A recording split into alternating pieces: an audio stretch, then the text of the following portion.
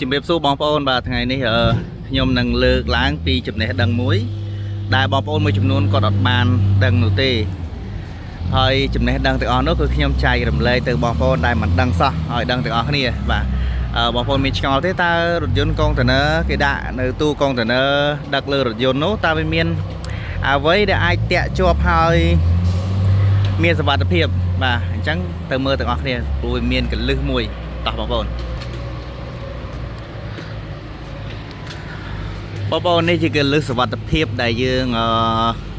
ដាក់ទូកុងតឺន័រពីលើមកបាទចំបន្លោះនេះអញ្ចឹងកលឹះសុវត្ថិភាពនេះគឺអាចបវល់បាននេះបងប្អូននេះជាមើលខ្ញុំបវល់បងប្អូនមើលណានេះកលឹះវាទៅនេះយើងទាញវាមកលើវិលបងប្អូនឃើញបាទ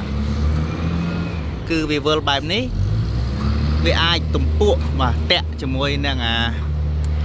កុងតឺន័រអញ្ចឹងវាមិនមានការជ្រុះរបូតចេញនោះទេបងប្អូននេះយើងទាញមកវិញមកនេះសម្រាប់យើងតម្លាក់ទូកុងតឺន័រចេញបងប្អូនអញ្ចឹងកលឹះសុវត្ថិភាពទាំងអស់នោះគឺមានដឹកទូ20 feet ក៏បានដឹកទូ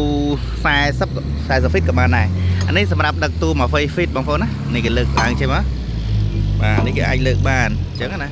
ហើយយើងបវល់វាពេលយើងតម្លាក់ទូកុងតឺន័រចូលមកយើងកាច់វាបងប្អូនកលឹះសុវត្ថិភាពយើងកាច់វាអញ្ចឹងមកគឺវិលចេះបាទយើងតម្លាក់វាវិញចុះមកបើសិនជាយើងដឹកទូខ្សែ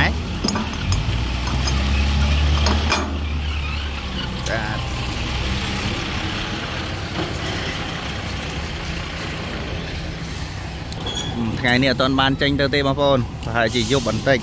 ទើបមានអីវ៉ាន់ឡើងទៅភ្នំពេញវិញ